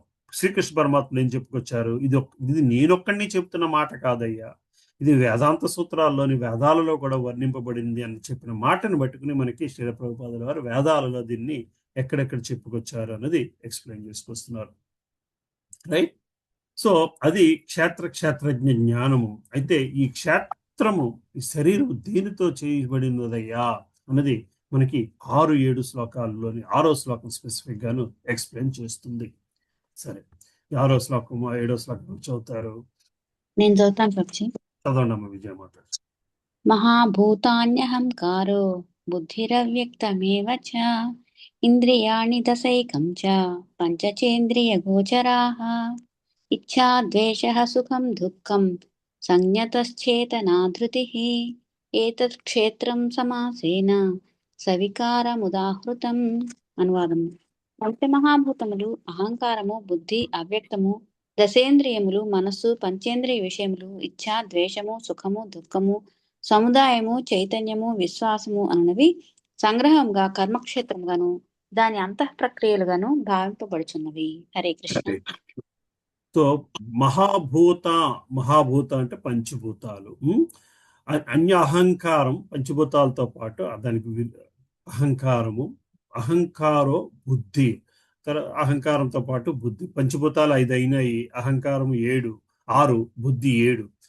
బుద్ధిర్య అవ్యక్తమేవచ, బుద్ధితో పాటు అవ్యక్తము కానిది. అవ్యక్తము కానిది అంటే వ్యక్తీకరణ లేనిది. ఏమిటయ్యా అంటే మహత్తత్వం అనగా ప్రకృతి. మహత్తత్వం నుంచి వచ్చింది ప్రకృతి. మానవ శరీరం పైన ప్రకృతి త్రిగుణతత్వంలోని ఉంటుంది కాబట్టి అది అవ్యక్త రూపం. ఏంటయ్యా అంటే రజోగుణము, తమో గుణము, సత్వగుణము అవ్యక్త రూపం తాలూకా సూచన. బేసికల్గా ఆ మహత్తత్వము, ప్రకృతి తత్వము, త్రిగుణతత్వము, ఈ 3 ఎట్లా రిలేట్ అయ్యినది మన శ్రీమద్ భాగవతంలో చూస్తాము. సో ఈ ప్రకృతి త్రిగుణతత్వంతో కలిపి ఎన్ని అయినాయి? 5 పంచభూతాలు, 6 అహంకారము, 7 బుద్ధి, అవ్యక్తం 9. దశేంద్రియములు అనగా ఇంద్రియాన్ని దశైకంచ అంటే దశేంద్రియములు. బేసికల్గా దశేంద్రియములు ఏమిటవే? 10 మనకు తెలుసు కదా దశేంద్రియాలు. దెన్ మనస్సు 9 ప్లస్ దశేంద్రియాలు 19 ప్లస్ మనస్సుతో 20 కాకుండా 5, 5, 6, 7, 8. సరే, పంచభూతాలు 5, అహంకారం 6, బుద్ధి 7, అవ్యక్తం 8 ప్లస్ దశేంద్రియాలు 19 ప్లస్ మనస్సు 18 ప్లస్ మనస్సు 19 తర్వాత పంచేంద్రియాలు. దశేంద్రియాలంటే 10 కదా ప్రభుజీ? అవునమ్మా. అప్పుడు 10 పంచభూతాలు 5, అహంకారం 6, బుద్ధి 7, అవ్యక్తము 8 ప్లస్ దశేంద్రియములు 18. 18 మనసు 19, పంచేంద్రియాలు 24. పంచేంద్రియాలతో 24. ఈ 24తోని మన శరీరం తయారై ఉన్నది. రైట్. సో ఇచ్ఛా, ద్వేషము, సుఖము, దుఃఖము, సముదాయము, చైతన్యము, విశ్వాసము అనేవి సంగ్రహంగా కర్మక్షేత్రముగాను దాని అంతఃప్రక్రియలుగాను భావింపబడుచున్నవి. సో ఇవి మళ్ళీ దాని తాలూకా లక్షణాలు బేసికల్. సో ఈ 24 అంశాలతోని శరీరం తయారైంది అని మనం ప్రతిసారి చెప్పుకొస్తూ ఉంటాం. 24 అంశాలు ఎక్కడి నుంచి వచ్చాయి అంటే ఈ శ్లోకం నుంచి వచ్చాయి బేసికల్గా. సో పంచభూతాలు 5, త్రైగుణతత్వము, ఈ త్రిగుణతత్వము 1, సూక్ష్మ అంశాలైన అహంకారము, బుద్ధి, మనసు, ఇంద్రియాల ద్వారా సంపాదించే జ్ఞానము, కార్యాచరణ ఇంద్రియాలు, ఇంద్రియాలను ప్రేరేపించే విషయాలు. సో ఈ 15తో కలిపి మనకి ఈ 24 విషయాలతోని ఈ కర్మక్షేత్రము తయారయ్యిందయ్యా. క్షేత్రముపై పంచభూతాలు ప్రాతినిధ్యాలు ఏమిటయ్యా అంటే కోరిక, ద్వేషము, సుఖము, దుఃఖము. క్షేత్రంలోని 6 మార్పులు ఏమిటయ్యా అంటే దేహం పుట్టుక, పెరుగుట, ఉండుట, ఉపోత్పత్తులను అంటే మళ్ళీ పిల్లలను పుట్టించగలుగుట, తర్వాత అది క్షీణించుట, చివరి దశలో అది అదృశ్యం అవట. ఇవి క్షేత్రంలో చెందే 6 మార్పులు.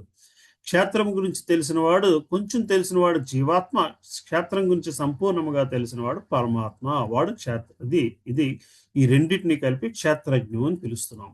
సో ఇక్కడతోని మనకి క్లారిటీ రావాలి. ఏంటి క్షేత్రజ్ఞుడు ఈ క్షేత్రము దేంతో తయారు చేయబడ్డాయా అందయ్యా అంటే ఈ 24 అంశములతోని తయారు చేయబడ్డది.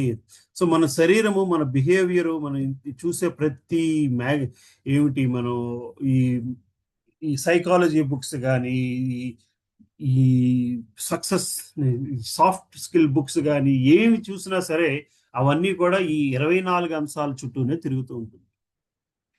నీకు ఇంత డిటర్మినేషన్ కావాలి, నీకు ఆ పని చేయాలి, లేకపోతే ఈ ఎక్సర్సైజ్లని కానీ everything that you see around that talks about like yoga books కానీ ఇవి కానీ one or other thing manage చేస్తూనే ఉంటుంది.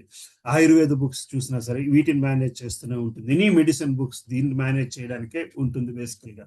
సో క్షేత్రం ఎందుకంటే చెప్తుందంటే క్షేత్రం అనేది చాలా ఇంపార్టెంట్, శరీరం అనేది చాలా ఇంపార్టెంట్. దేనికి ఇంపార్టెంట్ అయ్యా అంటే దాంట్లోని క్షేత్రజ్ఞుడు అంటే జీవాత్మ పరమాత్మని రెండింటిని నిలబెట్టగలిగే హౌసింగ్ బేసికల్గా దాంట్లో నిలబెట్టగలిగే శరీరం కాబట్టి అది ఇంపార్టెంట్. అయితే అది ఎప్పుడు ఇంపార్టెంట్ కాదు, దాని గురించే తాపత్రయపడడం ఇంపార్టెంట్ కాదు, కానీ దానిని జాగ్రత్తగా చూసుకోవడం ఇంపార్టెంట్. అదే ఎండ్ ఆఫ్ ది లైఫ్ అనుకోవడం ఇంపార్టెంట్ కాదు. That is the beginning, that is important. That is the beginning and that is important basically. ఎందుకు ఇంపార్టెంట్ అయ్యా అంటే దాని పట్టే కర్మ ఎట్లా జరుగుతుందయ్యా, కర్మ ఏది అనుభవిస్తుందయ్యా, కర్మ ఒక పని చేయడానికి కారణం ఎక్కడి నుంచి వస్తుందయ్యా, ఇదంతా కూడా క్షేత్రంలోని ఇమిడింపి ఉన్నది. ఈ అహంకారము, బుద్ధి, మనస్సు ఎట్లా పనిచేస్తున్నాయో ఇందులో నివసించి ఉన్నాయి. ఇది కర్మని డిసైడ్ చేస్తుంది కాబట్టి ఇది కర్మక్షేత్రము కాబట్టి నేను దీనిపైన ఒక కన్నేసి ఉంచాలి, నాకున్న జ్ఞానముతోనే ఒక కన్నేసి ఉంచాలి. చేసే కార్యములోని వచ్చే ఆలోచనలోని అది ఎటువంటి కర్మకి దారి తీస్తుంది అన్న విషయాన్ని నేను గ్రహిస్తూ ఉండాలి. అది ఇంద్రియం నుంచి వస్తున్న ఆనందమా, క్షేత్రజ్ఞుడి నుంచి వస్తున్న ఆలోచన, క్షేత్రజ్ఞుడి నుంచి వస్తున్న ఇన్స్ట్రక్షనా అన్న విషయాన్ని మనం గ్రహించగలుగుతూ ఉండాలి. ఈ క్షేత్రజ్ఞుడు జీవాత్మ పరమాత్మ రెండు సమానమే అయినా సరే ఎందుకు ఈ తేడా వస్తున్నది, అది ఎక్కడి నుంచి వస్తున్నది, ఆ తేడా లేకుండా ఉండగలిగే స్థితికి ఎట్లా వెళ్ళగలము అన్న విషయాన్ని ఆలోచించాలి. ఇదే జ్ఞానము. ఎప్పుడైతే అది ఆలోచించి మనము అది ఈ క్షేత్రము వైపు కాకుండా పరమాత్మ వైపు తిప్పగలుగుతామో అది విజ్ఞానం అవుతుంది. ఆ జ్ఞాన విజ్ఞానాల కోసము ఈ క్షేత్రాన్ని ఎట్లా ఉపయోగించాలి అనేది మనము గ్రహించాల్సిన విషయము. ఇదంతా మళ్ళీ మన నెక్స్ట్ శ్లోకాల్లో ఇవన్నీ కూడా వస్తాయి బేసికల్గా. ప్రకృతి తాలూకు లక్షణాలను. సో దీన్ని ప్రాశ్చించది మళ్ళీ వెనక్కి వెళ్దాం కావాలంటే. మహర్షుల ప్రామాణిక వచనములు వేదాంత సూత్రములను అనుసరించి మరియు సూత్రాలను అనుసరించి 24 ప్రపంచ నిర్మాణ మూలకములతో ఈ కింది విధముగా అవగాహన చేసుకునవచ్చు. వాటిలో మొదట భూమి, జలము, అగ్ని, వాయువు, ఆకాశమును పంచమహాభూతములు, తర్వాత అహంకారము, బుద్ధి, ప్రకృతి యొక్క త్రిగుణములు అనగా అవ్యక్త స్థితి, ఆ తర్వాత నాసిక, నేత్రములు, వీణులు, జిహ్వ, స్పర్శ అనే పంచ జ్ఞానేంద్రియములు, ఆ పిదప వాక్కు, పాదములు, హస్తములు, గుదుము, జ్ఞానేంద్రియములు అనే పంచ కర్మేంద్రియములు, అనంతరము ఆ ఇంద్రియములపై మనస్సు కలదు, ఆ ఇంద్రియముల పైన మనస్సు కలదు. ఆ మనస్సు ఆంతరమునందు నిడిచే దానిచే అంతరేంద్రియములు అని చెప్పవచ్చును. కనుక ఈ మనస్సుతో కలిపి మొత్తం 11 ఇంద్రియములు కలవు. తర్వాత శబ్ద, స్పర్శ, రూప, రస, గంధములు అనే 5 ఇంద్రియార్థములు కలవు. ఈ 24 అంశముల సముదాయమే కర్మక్షేత్రముగా పిలువబడుచున్నది. ఎవరైనను ఈ 24 అంశములను విశ్లేషణాత్మక అధ్యయనము చేసినచో కర్మక్షేత్రము అతనికి పూర్తిగా తెలియగలదు. ఇక అంతఃప్రక్రియలైన కోరిక, ద్వేషము, దుఃఖము, సుఖములు అనేవి దేహమున పంచభూతముల ప్రాతినిధ్యములు. అదే విధముగా చైతన్యము, చేతనము, విశ్వాసము, ధృతి చేతను సూచించబడు జీవ లక్షణములు మనసు, బుద్ధి, అహంకారము అను సూక్ష్మ శరీరము తాలూకు వ్యక్తి రూపములు. ఈ సూక్ష్మాంశములు కర్మక్షేత్రమునందే చేర్చబడినవి. పంచమహాభూతములు మిథ్యాహంకారం యొక్క స్థూల ప్రాతినిధ్యము కాగా, మిథ్యాహంకారము తన మూలస్థితి అయిన తామస బుద్ధికి ప్రాతినిధ్యము వహించింది. ఇట్టి భౌతిక భావన వలనే తామస బుద్ధి భౌతిక ప్రకృతి గుణముల అవ్యక్త స్థితిని సూచించింది. అట్టి భౌతిక ప్రకృతి త్రిగుణముల అవ్యక్త స్థితినే ప్రధానము అని పిలువబడును. ఈ 24 తత్వములోను వాటి అంతఃప్రక్రియలతో సహా సవివరముగా తెలుసుకోరువాడు తత్వ శాస్త్రమును మరింత వివరముగా అధ్యయనము చేయవలెను. భగవద్గీత ఎందలి సారాంశం మాత్రమే అందింపబడింది. ఈ 24 అంశముల ప్రాతినిధ్యమే దేహము. అట్టి దేహము జన్మించుట, పెరుగుట, స్థితిని కలుగుట, ఇతర దేహమును సృజించుట, క్షీణించుట, చివరకు నశించుట అను 6 విధములైన మార్పులకు లోనవును. కనుకనే కర్మక్షేత్రము అశాశ్వతమైన భౌతిక పదార్థం అయినను క్షేత్రము నెరిగినట్టు వాడును, మరియు దానికి యజమానైన క్షేత్రజ్ఞుడు మాత్రము దానికి భిన్నుడై ఉండును. సో మన జీవితం అంతా కూడా ఈ ఈ 24 అంశాల చుట్టూరునే తిరుగుతుంటూ ఉంటుంది. అది మనం గ్రహించాలి, వాటిని అర్థం చేసుకోగలగాలి. ఏది దేంతో సంబంధం ఉన్నది అన్నది అర్థం చేసుకోగలగాలి. ఏది ప్రకృతి వైపు ఉన్నది, ఏది సూక్ష్మ శరీరము చైతన్యానికి కారణము అని చెప్పుకొచ్చారు. అంటే ఆ కాన్షియస్నెస్ అన్నది అసూక్ష్మ శరీరంలో ఉన్నది. మనసు, బుద్ధి, అహంకారంలోని మన వ్యక్తిత్వం దాగి ఉన్నది. ఏంటంటారు, స్పృహ, నేను ఈ భౌతిక ప్రపంచానికి చెందిన వ్యక్తిని కాదు, దీనిని అధిగమించగలిగే శక్తి నాకు ఉంది. అది ఎక్కడి నుంచి వస్తుందయ్యా అంటే ఆత్మతో పాటు పరమాత్మ రూపంలో ఉన్న పరమాత్మ నుంచి వస్తున్నది అని గ్రహించగలగాలి. అది గ్రహించగలిగడమే క్షేత్రజ్ఞానం అంటే, క్షేత్రజ్ఞ జ్ఞానం అంటే. అర్థమవుతుంది కదమ్మా. ఒక ఒక ఒక ఒక ఒక వంటకం తిన్నప్పుడు అందులో ఏమున్నాయి అని, ఇంత రుచిగా ఉంది, ఏంటి దాని స్వభావం ఏంటి, దీని స్వభావం ఏంటి, ఏది ఎప్పుడే, అందులో 12 రకాలు 20 రకాల ఇంగ్రీడియంట్స్ ఉన్నాయి. సాంబారే తీసుకుని అందులో 20 రకాల ఇంగ్రీడియంట్స్ ఉన్నాయి. ఇన్ని రకాల ఇంగ్రీడియంట్స్ ఉన్నా అన్ని కలిపేస్తే సాంబార్ అయిపోలేదు. అన్ని కలిపేస్తే సాంబార్ అయిపోలేదు. దానికి ఏది ఎప్పుడు యాడ్ చేయాలి, ఏది ఉడికిన తర్వాత వేయాలి, ఏది సగం ఉడికిన తర్వాత వేయాలి, ఏది చివరిని వేయాలి, ఏది ముందు వేయాలి. Basically every element has certain contribution to the final outcome. అందులో ఉన్న ప్రతి అంశము కూడా చివరికి వచ్చే అవుట్కమ్ మీద ప్రభావం చూపెడుతుంది.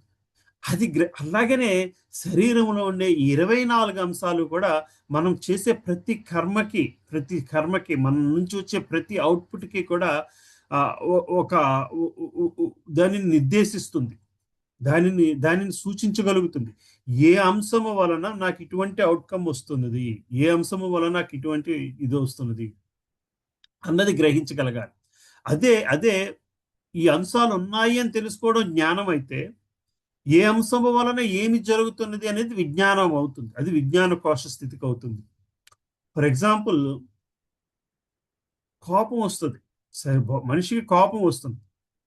కోపం రావడము ఒక స్థితి అయితే, ఏ పరిస్థితిలో నా కోపం వస్తుంది అని ఆలోచించగలం ఇంకొక స్థితి. ఆనందం వస్తుంది, ఆనందం ఒక స్థితి. ఏ పరిస్థితిలో నాకు ఆనందం వస్తున్నది అని గ్రహించగలడము మరొక స్థితి. అర్థమవుతుంది కదా. So you have feelings, under what circumstances you're getting that feeling అన్నది ఆలోచించగలిగితే అది విజ్ఞాన స్థితి అవుతుంది, విజ్ఞాన కోశ స్థితి అవుతుంది. That's what they call it, right? Paradigm అంటే the template of thought process అంటాడు. ఆలోచన విధానం అయితే ఒకటైతే, ఈ ఆలోచన ఈ విధంగా ఉండాలని ఏమి నిర్దేశిస్తున్నది అన్న స్థితిని ఆలోచించగలిగితే, then you are at one step up and then you are able to get closer to God. So ఆలోచన విధానము లేదా మీ బేసిక్ లక్షణము ఈ స్థితిలోంచి వస్తున్నది. ఈ 24 అంశాలు కూడా మీ కోపం రావడము, ఆనందం రావడము, ఒక వస్తువు మీద మమకారం పెరగడము, ఒక వస్తువు మీద ఇష్టం కావడం, అనుకోవడము, ఇది తింటే కారంగా ఉంటుంది, ఇది తింటే చప్పగా ఉంటుంది. ఇదంతా కూడా ఈ 24 అంశాలు నిర్ధారిస్తున్నాయి. సో స్వీట్ తింటే తీయగా ఉంటుంది. నాకు స్వీట్ ఎందుకు తినాలనిపిస్తుంది? That is the next step you have to think on. ఏమిటి ప్రేరేపిస్తుంది? ఎస్, తీపిగా ఉంటున్నదే అన్న జ్ఞానం ఉంది, కానీ ఆ తీపిని ఇంకా ఏమి కోరుకుంటుంది? ఎందుకు ఇంకా మనసు కోరుకుంటుంది? ఆ తీపిని ఇంకా తినాలి అని మనసు ఎందుకు కోరుకుంటుంది? ఈ కారం తింటే ఏడుపు వస్తుందనే విషయం తెలుసు. కారం తింటే అయినా సరే ఎందుకు తింటున్నారు? Basically like you have to think one step above that. That is when you're starting to think beyond the prakriti, materialistic thinking నుండి అప్పుడు ఆ దివ్య స్వభావంతో ఉండే బంధాన్ని మనం గ్రహించగలుగుతాం. సో ఈ సటిల్ బాడీ, సూక్ష్మ శరీరం ఆధీనంలో ఉంటున్నామా? సూక్ష్మ శరీరం ఎవరి ఆధీనంలో ఉంటుంది?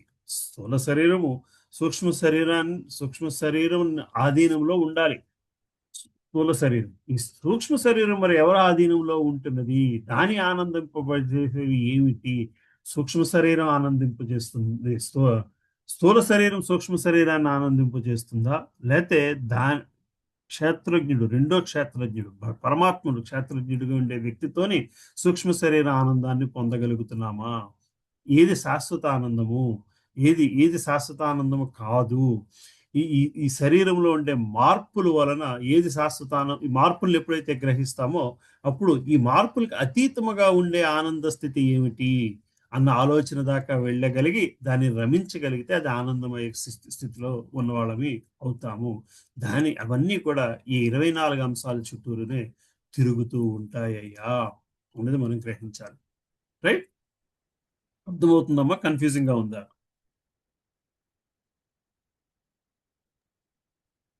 కన్ఫ్యూజన్ ఏం లేదు ప్రభుజీ, కానీ this is what we should know కదా ప్రభుజీ.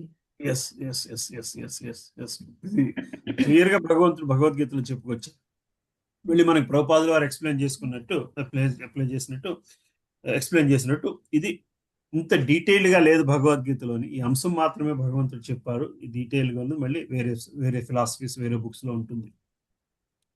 మీరు మిగతా పుస్తకాల్లో చూస్తే ఇది మళ్ళీ 24 అంశాలు. కొన్ని పుస్తకాల్లో ఇదివరకు చెప్పినట్లు 24+1 అంశం కింద రాసి పెడతారు.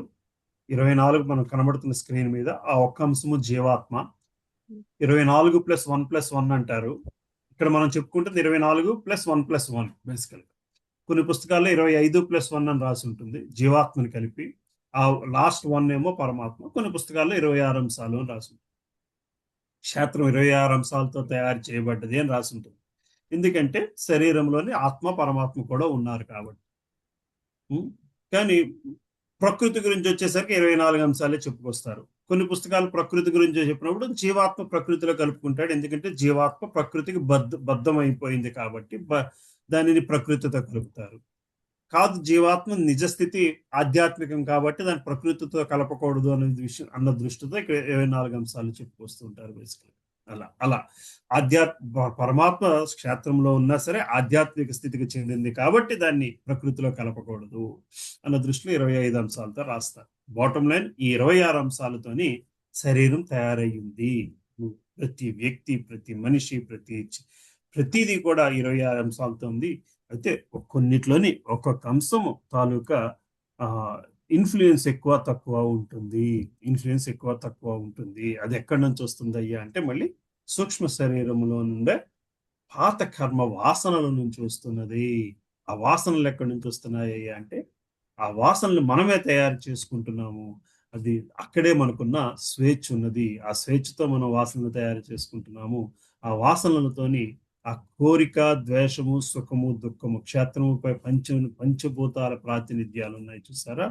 దీనితోని ఆ వాసనలు తయారవుతున్నాయి. మన స్వేచ్ఛతోని ఈ 4 అంశాలు తయారవుతున్నాయి. ఈ 4 అంశాలు ఈ శరీరానికి మళ్ళీ నెక్స్ట్ శరీరం తీసుకురావడానికి ఉపయోగపడుతున్నాయి అనేది మనం గ్రహించగలగాలి. మళ్ళీ 8-9 శ్లోకాల్లోని ఈ ఈ ఈ ఈ కోరిక, ద్వేషము, సుఖం వీటిని జయించిన వాడు ధీరుడు అని చెప్పి మనకు చెప్పుకొస్తారు. నెక్స్ట్ శ్లోకాలు. ఇంకా ఎనీ అదర్ క్వశ్చన్స్? గురూజీ, ఒక క్వశ్చన్ గురూజీ. చెప్పండి. ఇప్పుడు ఇక్కడ ఆనంద స్థితి అది అంటున్నాం కదా గురూజీ, అవన్నీ శరీరానికి కలిగే స్థితులా, మనసుకు కలిగే ఆత్మకు కలిగే స్థితులా? అంటే ఆత్మ అనుభవించే స్థితులా? ఆ శరీరం పేరుతోనా? అంటే శరీరం అనేది ఒక జన్మకే సంబంధం కదా Guruji. End of the day అవును, అవును, ఆత్మ తీసుకెళ్లేది కాదు కదా అది. అవును. సో దేన్ని అనుమతించి అంటున్నారు ఇక్కడ? ఆనందమయ అదొక కోశ అన్నది శరీరానికి beyond the shariram, beyond the body. Right Prabhu. సి శరీర స్థితి ఫస్ట్ రెండు దగ్గరే శరీర స్థితి ఉంది.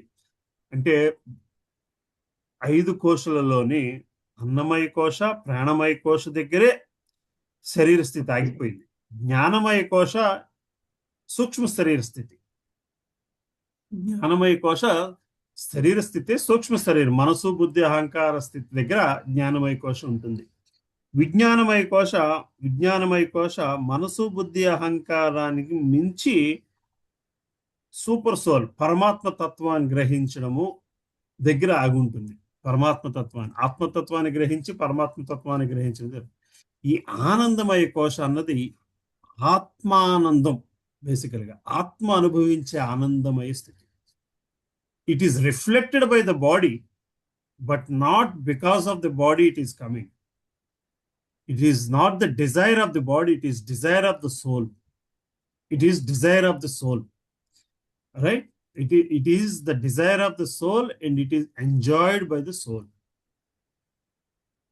ఆనందమయ స్థితిలో ఉన్నప్పుడు this is exactly what it is. ఆనందమయ స్థితిలో ఉన్నప్పుడు శరీర స్థితిని మనము మర్చిపోతాము. It's like you are high on drugs. If you are high on drugs, you enjoy some kind of, what do you call it, some kind of joy and of this శరీర స్థితిని మర్చిపోతే స్థితికి వెళ్ళడం కోసమే డ్రగ్స్ తీసుకుంటారు. బేసికల్ ప్రభుపాదుల వారు, that is exactly what he told all the hippies. ఇదే స్థితి మీకు నేను చూపెడతాను డ్రగ్ లేకుండా. ఈ డ్రగ్స్ లేకుండా ఆనందమయ స్థితిని మీకు భక్తిలో చూపెడతాను అని చెప్పి వాళ్ళకి చూపించడం జరిగింది. ఎప్పుడైతే వాళ్ళు ఆ ఆనందమయ స్థితికి సైడ్ ఎఫెక్ట్స్ లేని ఆనందమయ స్థితి, ఇది సైడ్ ఎఫెక్ట్స్ లేని ఆనందమయ స్థితి, డ్రగ్ కానీ వేరేటి కానీ దానికి ఉన్న సైడ్ ఎఫెక్ట్స్ సో మెనీ. ఎప్పుడైతే వీళ్ళు అది చూసారో, then they have realized this is even more relishable.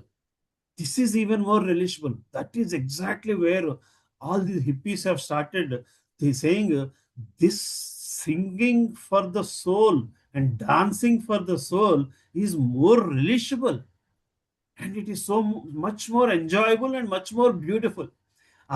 అది గ్రహించగలిగిన తర్వాత వాళ్ళు అన్ని వదిలేశారు. Basically that is how these people have become devotees. Basically మనం అన్నమయ్యలో కానీ రామదాసులో కానీ మనం అది చూస్తాము. ఆ భావన, ఆనందమయ భావనలో వాళ్ళ చుట్టూరు ఏం జరుగుతుందో కూడా తెలియని స్థితి వాళ్ళలో, ఆ భక్తి భావనలో ఉంటారు. అది ఎక్కడి నుంచి వస్తుందంటే, when that soul is enjoying, it realized, first thing, the body has to realize that there is a soul inside the body, and then the body has to realize the body is dying but the soul is not. There is something beyond the body that is keeping the body alive. What is it అని question చేసుకోవాలి మన intelligence తోని. ఎప్పుడైతే ఆ ఆత్మతత్వాన్ని గ్రహించగలుగుతామో, ఈ ఆత్మతత్వాన్ని నిర్దేశించే శక్తి ఏమిటి అనగానే అని మనం అడగాలి. అతతో బ్రహ్మ జిజ్ఞాస అంటే అదే basically. That curiosity has to come in life, and when that curiosity come in life, you will start thinking who is that person dictating what my soul has to do, and then you will start looking away from, you're not looking outside anymore, you're looking away from the body, deep internal, and then you will see Paramatma. You have to look inside to look upwards, antaru. You have to look inwards to look upwards. That is where you will start discovering Paramatma Tattvamu. అది అష్టాంగ యోగ విధానం ఒక విధానం అయితే, భక్తి యోగ విధానం ఒక విధానము. ఎప్పుడైతే ఆ పరమాత్మ తత్వాన్ని గ్రహిస్తావో, ఆ పరమాత్మ తత్వంతో రమించడం మొదలు పెడతావో, అది ఆనందమయ స్థితి. ఆ స్థితిలోని ఆనందము తప్పితే మరొకటి ఉండదు. Because you are with the supreme personality, you are with the super soul. So this is beyond body state Prabhu. That is beyond body state. It is within the body. It is within the body, but it's beyond body state. Yes, Prabhu. I don't know if అంటే గురించి end of the day ఇది మనం ఈ ఈ ఈ ఘోష వరకు అంటే ఆనందమయ ఘోష వరకు మనం అనుభవించగలిగింది భూమండలం మీద ఉన్నప్పుడే మనం అలాగని లేదు ప్రభు, అలాగనేమి లేదు. సో ఆనందమయ కోశను భూమండలం మీద కూడా అనుభవించగలవు అని చెప్తున్నాం. ఓకే బట్ భూమండలం, అదే once you go out of this body, then that is the only thing that is left. Yeah yeah మోక్షం భూమండలం అంటే అదే కదా గురించి. మోక్షం అంటే అదే కదా. Yes, you can say that. మోక్షము is the by product of that state. మోక్షము is the by product of that state. Never come back state is మోక్షం. Never come back. మళ్ళీ మన ఈ భౌతిక ప్రపంచ స్థితికి రాని స్థితిని మోక్షం అని చెప్తున్నాము. ఎప్పుడైతే ఆ స్టేట్లోకి వెళ్తావో అప్పుడు మళ్ళీ వెనక్కి శరీరం వదిలేసిన తర్వాత వెనక్కి రాని స్థితిలో ఉంటావు. ఎస్, ఆ మోక్ష స్థితికి అది ఉపయోగపడుతుంది. భౌతికంగా ఉండే ఆనందమయ స్థితిని చూసినప్పుడు ఆ ఆనందమయ స్థితిలో ఉండడం ఇది ఇంత ఆనందంగా ఉందా, భక్తి తత్వంలోంచి వస్తుంది ప్రభు. భక్తులు ఎన్ని పట్టించుకోకుండా ఆ భగవంతునితో ఉండే మీరాబాయి కానీ వేరొకరు కానీ ఆ సంబంధాన్ని ఎట్లాగా అనుభవించగలిగారయ్యా అంటే వాళ్ళ ఆనందమయ స్థితిలో ఉన్నారు కాబట్టి. అది వాళ్ళని మోక్ష స్థితికి తీసుకువెళుతుందా? ఆ ఆనందమయ స్థితిలో ఉన్న తర్వాత వాళ్ళ శరీరం వదిలేసిన తర్వాత మళ్ళీ వెనక్కి తిరిగి రాని స్థితికి తీసుకువెళ్తుంది కాబట్టి దానిని మీరు మోక్షం అన్నా I'm okay with that. Right Prabhu? Yes Guruji. So yeah, let's just see what the next shloka is. Oh, okay. Detail అంతా ఇక్కడ ఉంది, నేను మర్చిపోయాను. Okay, yeah. సో యా, ఆహారాన్ని ఎండ వస్తువుగా చూసుకునేదే అన్నమయ స్థితి అయితే, ప్రాణమయ స్థితి తన ప్రాణాన్ని కాపాడుకోవడం ప్రయత్నిస్తుంది. జ్ఞానమయ స్థితి మనసు తెలివితేటలు వీటిని, ఇది సూక్ష్మ శరీరము తాలూకు వస్తువు. ఆత్మ లేదా బ్రహ్మము అంతిమ వస్తువు కింద గ్రహించగలిగే విజ్ఞానము. ఒకరు తన స్వీయ మరియు సర్వోన్నతుడు దేవాది దేవుడు మధ్య వ్యత్యాసాన్ని గ్రహించి దేవాది దేవునితో ఆనందకరమైన సంబంధంలోకి ప్రవేశించడము ఆనందమయ స్థితి. ఇప్పుడు మనం చెప్పుకున్నది కూడా అదే ఎగ్జాక్ట్లీ. మొదటి మూడు కూడా భౌతిక ప్రపంచానికి సంబంధించినవి. ఈ రెండు కూడా ఆధ్యాత్మిక స్థితికి సంబంధించినవి. ఆధ్యాత్మిక ప్రపంచం అనడానికి వీల్లేదు, భౌతిక ప్రపంచం ఉంటున్నాం కాబట్టి. ఆధ్యాత్మిక ప్రపంచంలో ఇది మాత్రమే ఉంటుంది, ఆనందమయ స్థితి మాత్రమే ఉంటుంది. ఎందుకంటే స్థూల సూక్ష్మ శరీరాలు ఉండవు కాబట్టి. రైట్? ఒక చిన్న మాట, మనం చిన్న సూక్ష్మం అనుభవిస్తూ ఉంటామా ఎప్పుడైనా భజన్స్ లోని వాటిలోని? ఎస్ ఎస్, ఆ స్టేట్ ఉంటుంది, అది చెప్తుంటాను కదమ్మా. ఆ సమయంలో ఏది గుర్తుండదు చూడు, ఒక ఆనందమే ఉంటది. లేచి నాట్యం చేస్తున్నాము అంటే ఒక ఆనంద స్థితే తప్పితే అందులో రవ్వంతా ఇది అంతే. ఆ స్థితికి చూడగలుగుతాం, చేరుకోగలుగుతాం, అందులో నిలబడడం కష్టం. అది అనుభవిస్తున్నాం మనం, ఆ స్థితిని అనుభవిస్తాం. ఎల్లప్పుడూ ఆ స్థితిలో ఉండగలిగే విధముగా శరీరాన్ని ట్యూన్ చేయాలి, మన బుద్ధిని ట్యూన్ చేయాలి, సూక్ష్మ శరీరాన్ని ట్యూన్ చేయగలగాలి. ఎల్లప్పుడూ ఆ స్థితిలో ఉండే విధంగా సూక్ష్మ శరీరం. అది ఎక్కడి నుంచి వస్తుంది అయ్యా అంటే నిరంతర భగవత్ సేవ నుంచే వస్తుంది. భగవంత్ సేవ నుంచే వస్తుంది. That is what is devotional service means.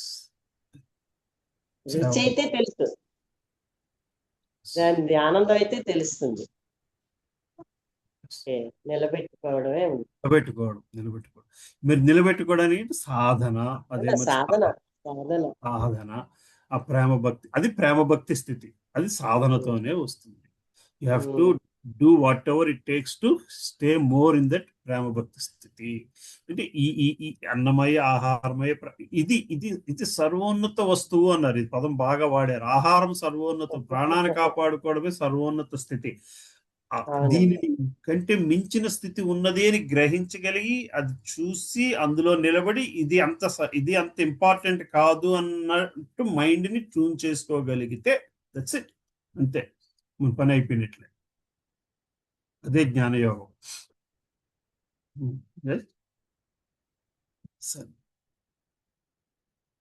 So శ్లోకం ఇది నెక్స్ట్ క్లాస్ లో డిస్కస్ చేద్దాము. Just read through the translation for now. So ఇవన్నీ ఎక్కడి నుంచి వస్తాయి అయ్యా అంటే వినమ్రత, గర్వరాహిత్యము, అహింస, సహనము, సరళత్వము, ప్రామాణికుడైన ఆధ్యాత్మికాచారాన్ని ఆశ్రయించి సేవించుట, శౌచము, స్థిరత్వము, ఆత్మనిగ్రహము, ఇంద్రియార్థముల పరిత్యాగము, అహంకార రాహిత్యము, జన్మ మృత్యు వ్యాధుల దోషములు గుర్తించుట, అనాసక్తి, బిడ్డలు భార్య గృహమున్న బంధముల నుంచి విముక్తి, సుఖదుఖ సమయములందు సమానత్వము, నా యందు నిత్యముగా అనన్యమైన భక్తి, నిర్జన ప్రదేశములు నివసింపవలన కోరిక, సామాన్య జన సమూహములందు అనాసక్తి, ఆత్మానుభూతి ప్రాముఖ్యత అంగీకరించుట, పరతత్వము యొక్క తాత్విక అన్వేషణములు అనునవన్నీ జ్ఞానమని నేను ప్రకటించుచున్నాను. వీటికి అన్యమైనది ఏదైనా అజ్ఞానమే. ఎప్పుడైతే ఈ లక్షణాలన్నిటినీ మనం అలవర్చుకుంటామో అప్పుడు నువ్వన్న ఆ స్టేట్ లో నిలబడతాము. అదే సాధన. ఇది జ్ఞానము అని నేను ప్రకటిస్తున్నాను. భగవంతుడు జ్ఞానం అంటే ఏమిటని అడిగాడు అర్జునుడు. నువ్వు ఎప్పుడైతే ఈ లక్షణాలన్నిటినీ గ్రహించగలుగుతావో దానినే జ్ఞానము అన్నారు. ఆ జ్ఞానంతో అంటే basically if you want to go to the next step you have to take care of all these things. ఇవన్నీ ఏం చేస్తుందయ్యా అంటే మనల్ని ప్రాణమయ కోశ, అన్నమయ కోశలోని నిలబెట్టేస్తుందయ్యా, నిలబెట్టేస్తుంది. వీటిని ఈ లక్షణాలను అక్కడ ఈ కోశంలో నిలబెట్టేసేదానినే ప్రకృతి తత్వము ఎందువల్ల వస్తుంది అంటే త్రిగుణ తత్వం వల్ల వస్తుంది అని చెప్పి మన 14వ అధ్యాయం అంటే త్రిగుణ తత్వం గురించి చెప్పుకొస్తాం. సో 7వ శ్లోకం నుంచి నెక్స్ట్ వీక్ చూద్దాము. రైట్, 8 నుంచి 12. సారీ అమ్మా, 8 నుంచి 12 సార్ 20 లక్షణాలు చెప్పుకొస్తారు భగవంతుడు. 20 లక్షణాలు మనకి ఇంచుమించుగా 13 పేజీలు పర్పట్ ఉంది. ఒక క్లాస్ అయిపోద్దేమో. ఈ జ్ఞాన లక్షణాలు నెక్స్ట్ వీక్ క్లాస్ లో డిస్కస్ చేద్దాం. చాలా బాగుంది ఈరోజు. బాగుంటుంది, వినటానికి బాగుంటది, ఆచరణలోకి వెళ్ళాలి కదా. సాధన ప్లస్ ఆయన దయ రెండు ఉండాలి. మన ప్రయత్నము, విశ్వాసము ప్రయత్నం. ఆయన దయ అనేది విశ్వాసంతో వస్తుంది, ప్రయత్నం అది లేకపోతే ఎక్కడెప్పుడు పారిపోతామో తెలియదు, జారిపోతాం కదా. So this is all there around us. ఈ నాలెడ్జ్ మనకి ఎప్పటి నుంచి మన చుట్టుపక్కలే ఉన్నది, మనం దాన్ని గ్రహించట్లేదు.